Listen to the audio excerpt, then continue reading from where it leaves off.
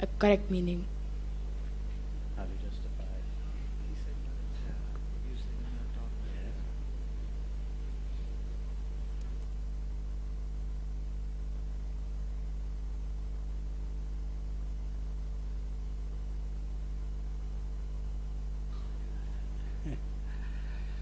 For those in material consciousness, they distinguish like that. They always feel that their own material desires are justified and normal, and the problems in the world are caused by others. So they're always looking at others and putting the blame there without looking at their own self. But when you refer to persons who have gathered here, obviously they're not ordinary persons. So much so that whether they have a little money or countless monies, if they are using what they have in Krishna's service, they are a different kind of person altogether. And even they may not have yet progressed to that level of bhakti, but just by thinking to do this or considering the possibility, they're also very special persons. All right?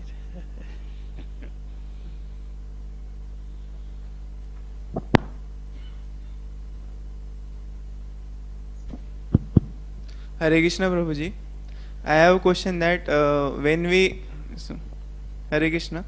So when I deal with my colleagues who are from different religions, so I want to tell them about our religions or about Krishna. So they try to ignore the thing that he is a supreme personality of Godhead. So how to deal with such person? Because I want to tell him about that he is about Krishna. I want to tell him.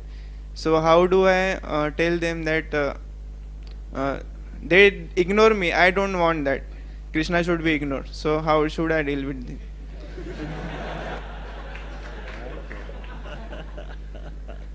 I already spoke. I already spoke.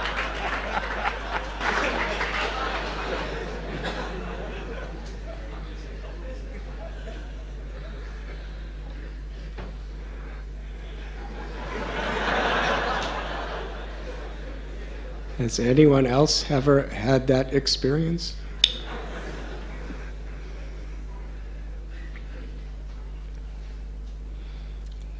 When Srila Prabhupada came to the Lower East Side of New York, practically not a single person even heard the word Krishna before.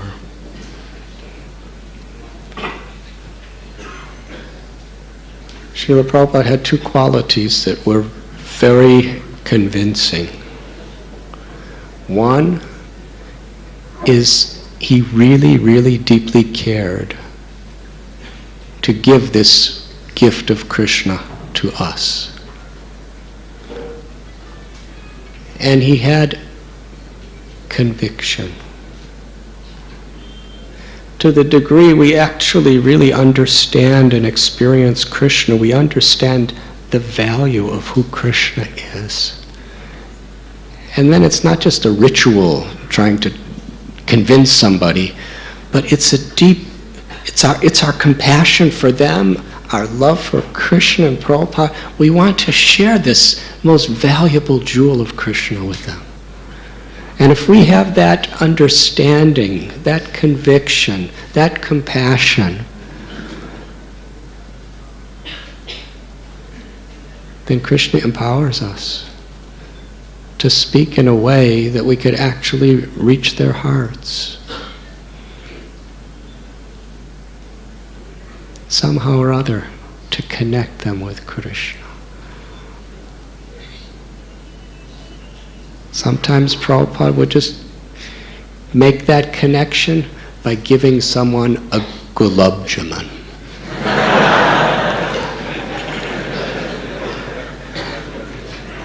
And saying, please come back. In so many words, he was saying, I love you. Here's my love in the form of a gulab jamun. And their hearts would open to think, oh, he's such a wonderful man, I want to understand what he means. And then when the philosophy actually came, their hearts were open. So we have to open people's hearts by our love, by our kindness. And then we have to present the truth with the power of the truth behind it by simply presenting it as it is. And that combination actually works miracles. Does that kind of answer your question? Thank you.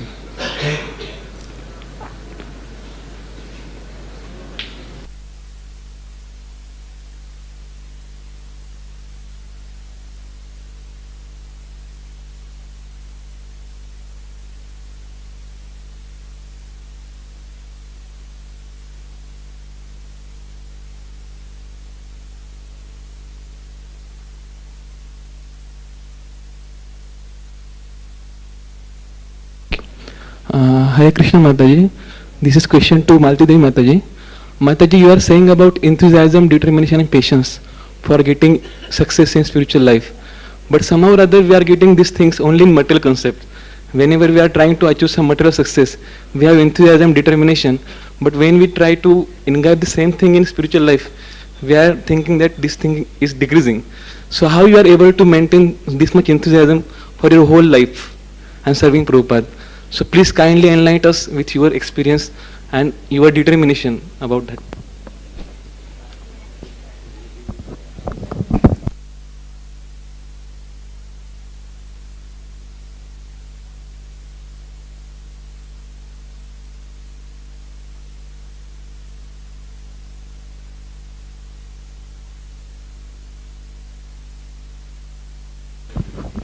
Hare Krishna.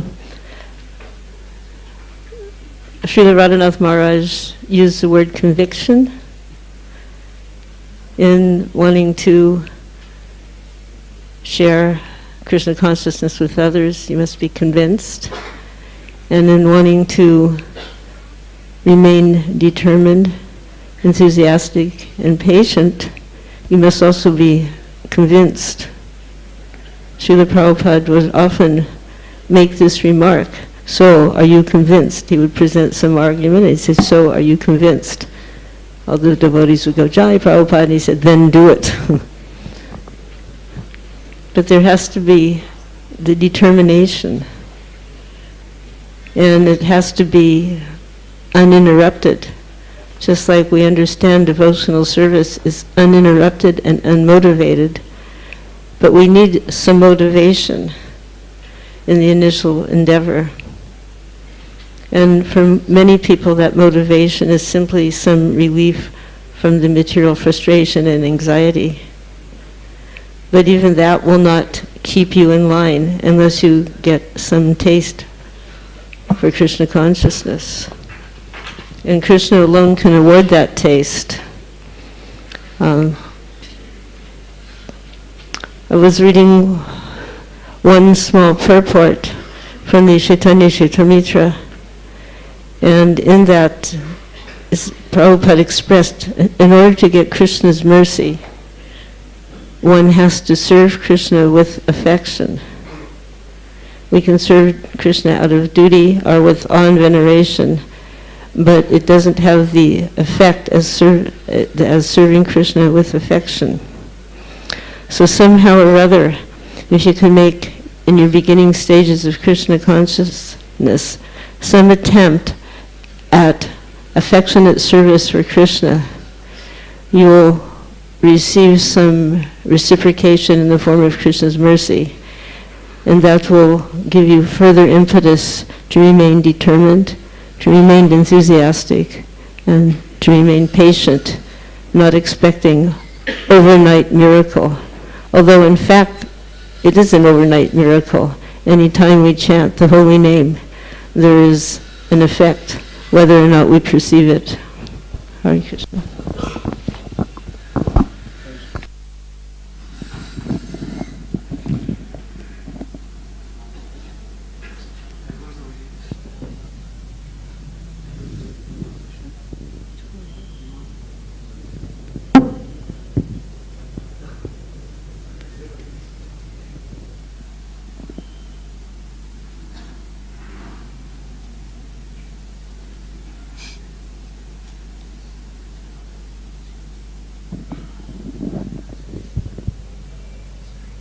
Haribol Prabhuji. Actually, you said mode of ignorance and passion, they cannot be neglected. But can you set some unique example for that?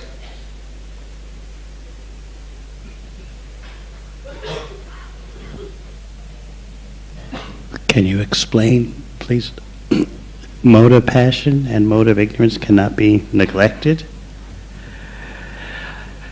I was explaining how the standard, unfortunately, for the world today is basically passion and ignorance. Passion means intense striving for material goals, which inevitably will lead to dissatisfaction, frustration, anger, wrath, and to seek relief from material frustration. What the world offers is intoxication, which is the mode of ignorance. So basically, in a nutshell, unfortunately, that is the predominant current of the world. After all, this is Kali Yuga. So once you understand that that is the general thrust of the material setting today, you begin to wonder, aren't I meant for something better than that? And indeed, people are starting to wonder. They can't find a way, a satisfactory way out of the world's economic problems, for example.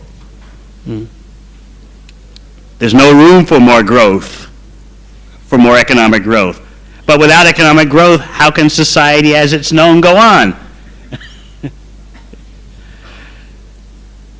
And as I explained, or tried to explain, even if there is unlimited, even if there are unlimited resources in the world for consumption, and even if there's unlimited room in the world to dispose of the waste from the consumption, so that means everyone could just desire, want, get. Even if they could do that, they still wouldn't be satisfied. So many persons are starting to understand that. But what is the alternative? One famous economist at Columbia University is proposing that since the world cannot handle any more economic expansion without destroying itself, we need that people, he was speaking particularly about the USA, we need people to develop virtues again, virtues of moderation, cooperation, compassion. So then his critics asked him, well, your economics are brilliant, but can you please tell us how the people are supposed to suddenly develop compassion, cooperation, moderation? And he just admitted, that's not my department.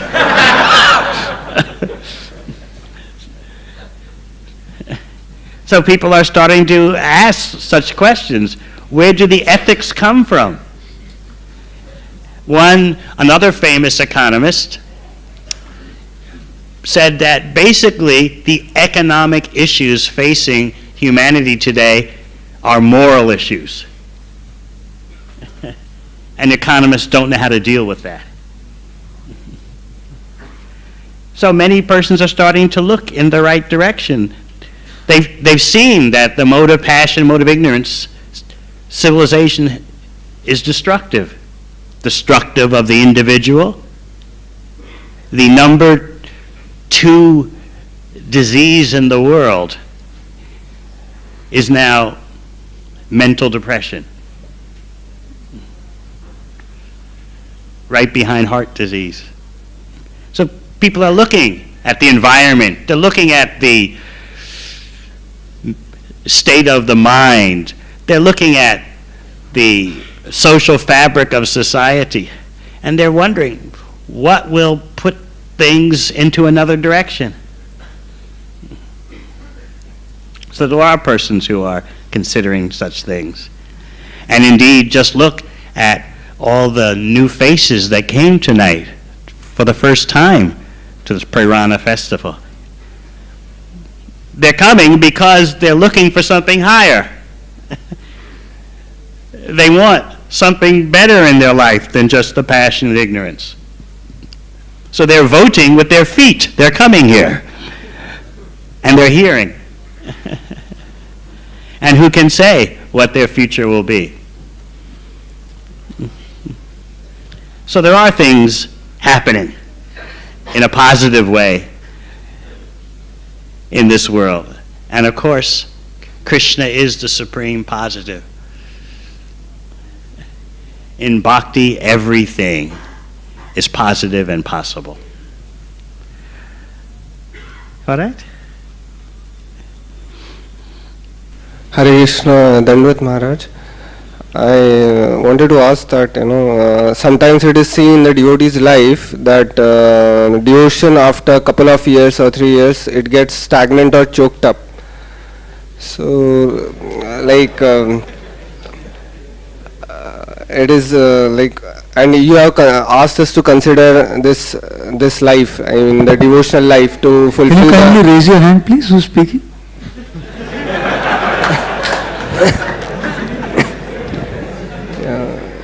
To fulfill the inner self, that is what you asked us to consider, this kind of life, devotional life. So, even in the Lord Chaitanya Mahaprabhu's pastimes, it is seen that Krishna asked, Lord Chaitanya said that people's life getting flooded with the ocean of love and everything. But it's practically very difficult to see in a person's life how it is practically happening, because it is very difficult to see. So, my question is when we have to consider this kind of life, after seeing this experience in other people, other devotees' life, how do we consider it?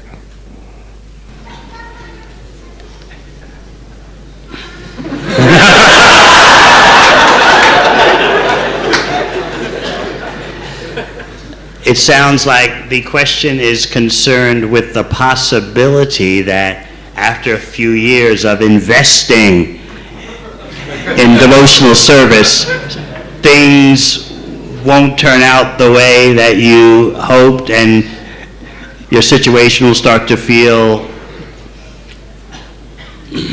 stale and diminishing. Am I understanding your question? Everything we do in life, whether material or spiritual, involves proper technique and proper guidance. Even if you want to have some material goal, you try to get the best guidance that's out there. And you make sure that your approach, your technique is correct. The same principles are there in spiritual life. Service to Krishna, the Krishna conscious career, is nothing ordinary, of course. This career requires guidance so that our technique is proper. If we plug into the wisdom culture that offers guidance, tutelage, on-the-job training, then our bhakti efforts are certain to remain free from the perception of staleness and withering and diminishing. Withering, diminishing, staleness are material qualities. If we have proper guidance, and proper guidance is the greatest luxury. If you are part of a community, a spiritual community that offers guidance, you can consider yourself to be very wealthy. And if you take advantage of that guidance, your bhakti development will remain on track. So this paranoia is legitimate. This fear is legitimate, but It's based on not yet fully realizing the advantages that Krishna will provide you. The wealth of guidance that Krishna will make available. By tapping into that wealth, that wisdom culture, the guidance, the luxurious guidance, you can pass over all those possible obstacles of material consciousness. Okay?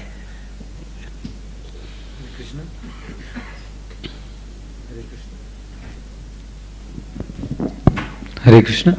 So let us express our deepest and sincerest gratitude to His Holiness Devamrita Swami Maharaj and His Holiness Radhanath Swami Maharaj, Her Grace Malti Devi Prabhu.